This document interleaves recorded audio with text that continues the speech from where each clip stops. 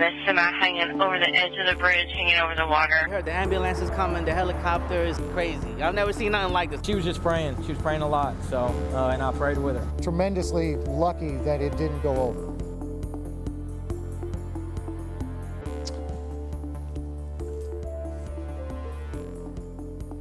Breaking news today, the incredible scene. We were all on edge right after noon today, praying, hoping, watching as a semi-truck crashes and hangs right off the side of the 95-year-old Clark Memorial Bridge. The driver, a woman, still in the cab, looking right down at the freezing waters of the Ohio River. But to the rescue, the Louisville Fire Department in 3 minutes. Just take a look at this angle of the rescue from the top of the bridge. It's incredible. And in under an hour, a firefighter swings over and off a crane and pulls the driver to safety. All, again, under an hour, about 40 minutes, they said. A disaster averted. And now there are some questions about what happens with the bridge. Hello, everybody. I'm Connie Leonard in for Shay tonight. And I'm Doug Proffitt. And right now on your screen, you're looking live at the Clark Memorial as crews have cranes getting ready to pull the semi back onto the bridge. Let's take a closer look at it now. Go full with the screen there. And Connie, as we just watched that live news conference from a moment ago, you carried here at 4 o'clock, the bridge engineer from the state went out of his way to say he believes the bridge is safe. But you have to wonder, with the weight and the pressure, I mean, that is a heavy semi, and it really pushed down the concrete. As you see there, the railing is broken.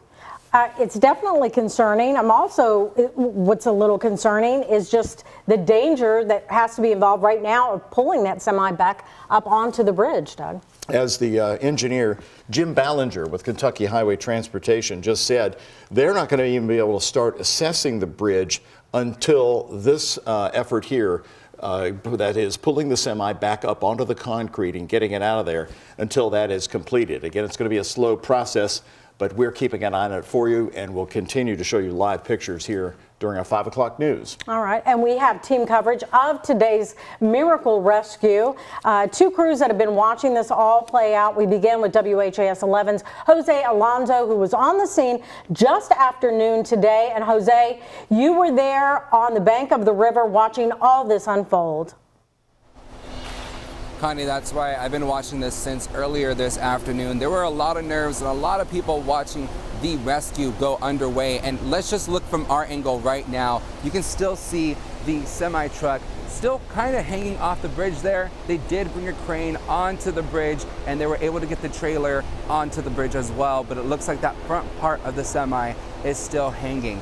Earlier, LFD did give us more details on how exactly things went down, and we're able to hear from the firefighter himself who took on the harness and was able to save that driver.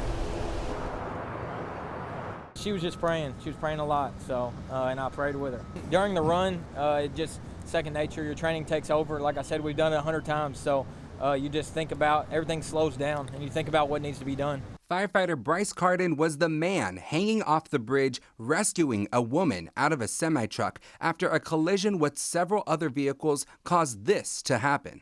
She was thanking, thank God. That's what she kept saying, thank God. And I told her, I said, just take a deep breath, and then here's what I need you to do, because I needed her to assist in moving certain ways to be able to get the harness on right. An entire team of 30 firefighters assessing the scene to help make this a successful rescue. It was a team effort. Without everybody doing their job, we wouldn't be able to have a successful rescue. It's extremely lucky. Not so much that it would detach from the trailer, but just that the entire truck didn't go into the river. This is a once-in-a-career type of thing, unless somebody here has done this many times. No, this is extremely unique. And again, this is quite a unique situation. As we can see, that crane and the crews are still there. Not as many crews as earlier, but still I can see a lot of heads over there.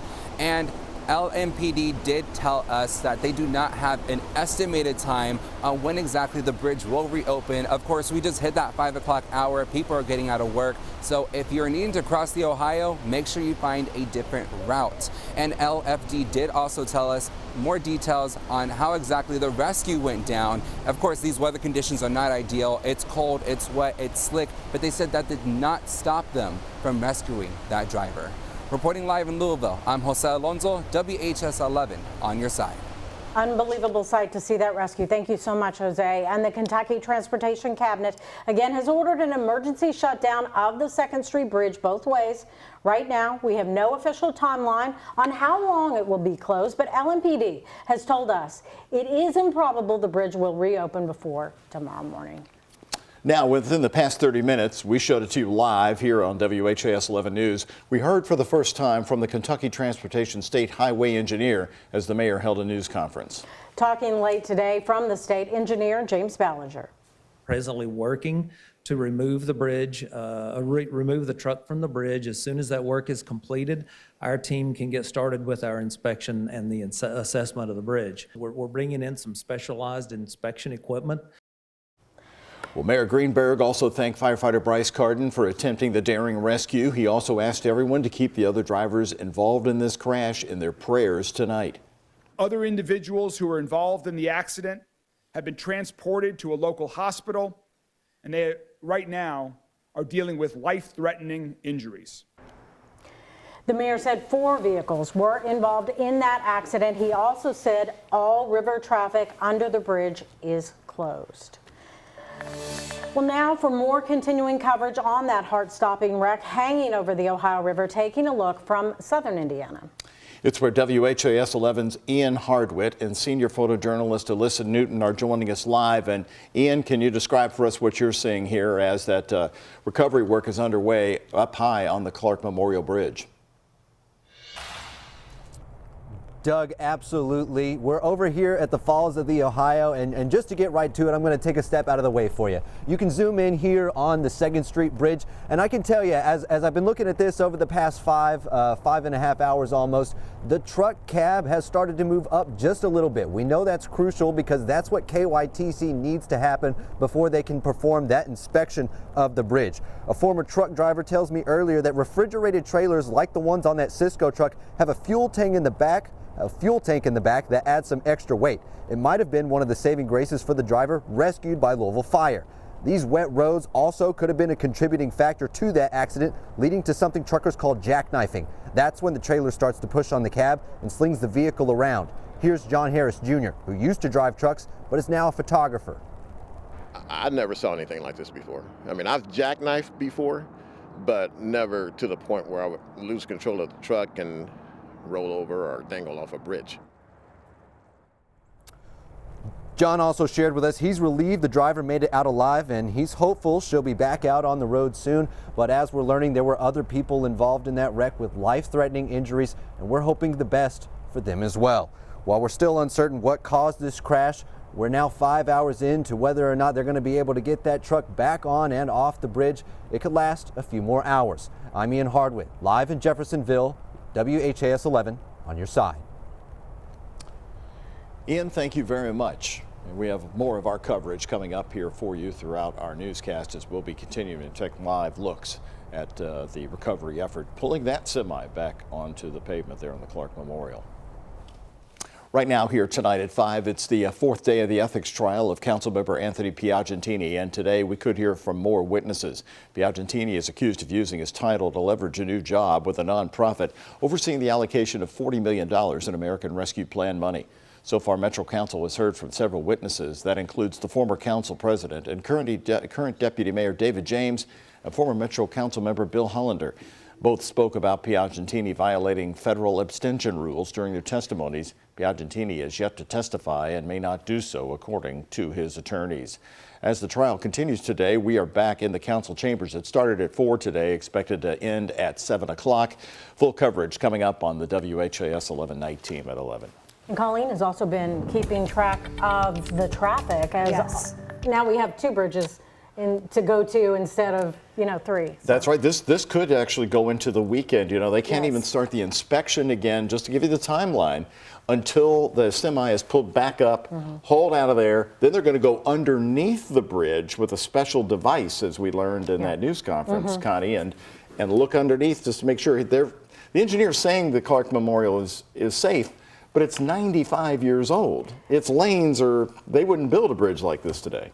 Yeah, I'm going to say a lot of drivers may want to wait, even when they reopen. Take their back up. time to inspect the driver. bridge, because that will be new information over the weekend if they happen to have to extend it or not. So it's just up in the air at this point. So what we need to know heading home, there are reroutes you can take, and here's a look at downtown. It is pretty red heading on 65 and 64 with that 2nd Street Bridge closed. However, it's yellow on 65. Once you get into Indiana, things are smooth sailing. I think you'll find trouble more on the Kentucky side. Now, a lot of people are also taking the Sherman-Minton as another detour. They're actually extending that period of having that overnight event tonight where they do shut down some lanes. They're keeping that open. So it is a little red around town. So add about 15 extra minutes to your evening commute, especially maybe even throughout the weekend. It really just depends how long this bridge is closed. So 65 is looking pretty red out there. We are seeing some showers. Thankfully, no thunder out there. This is just some light rain here in Jefferson County from Valley Station over to Fern Creek,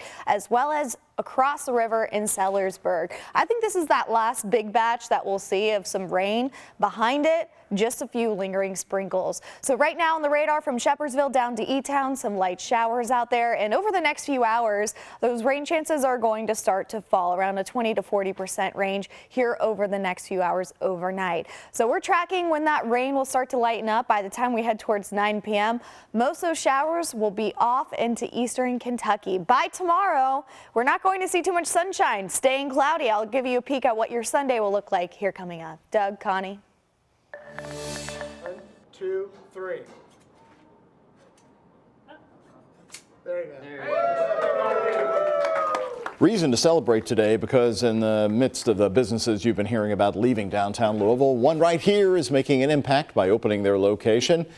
Luray Riverside Arts and Event Center is opening their doors as a media hub with media equipment you can use for podcasting musicians, plus classes for aspiring artists.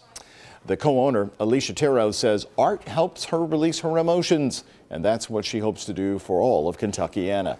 Anyone that's dealing with trauma, coping, having issues with things like that, our partnership, Artists for Trauma, really is key hand in hand with us to help those that are dealing with that. And so we can really help them on a level of flourishing through the arts.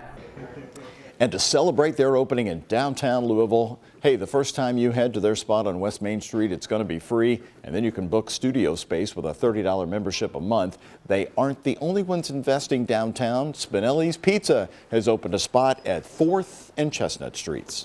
And despite those new businesses opening, we still hear from people concerned about the violence downtown. Just yesterday, the police chief telling us crime in the neighborhood is down. Increased mounted patrols are part of the department's ongoing effort making downtown safer. They're closing the recruiting gap too, saying they now only need 250 more officers.